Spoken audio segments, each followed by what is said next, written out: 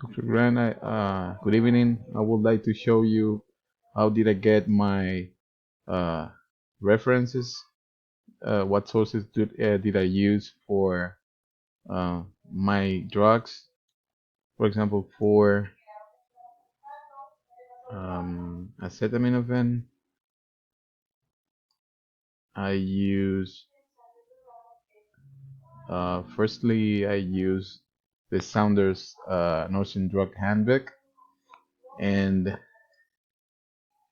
I was looking for the drug first, and then I have the brand names here, and I got the classification here, the typical use here, and at the pharmacokinetics here, and I got the side effects and adverse effects as well, and nursing considerations and the patient teaching.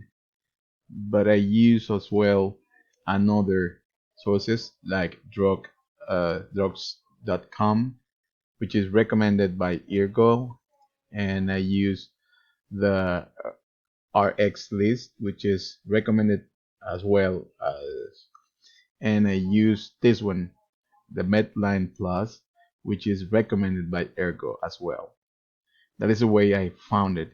Every single drug, and I have here the generic name, the popular trade name, the drug classification regarding the therapeutics and the clinical, the typical use, the onset, peak, duration, half-life, metabolism, and excretion regarding the pharmacokinetics, the side effects, adverse effects, the nursing implications, and the patient and family education.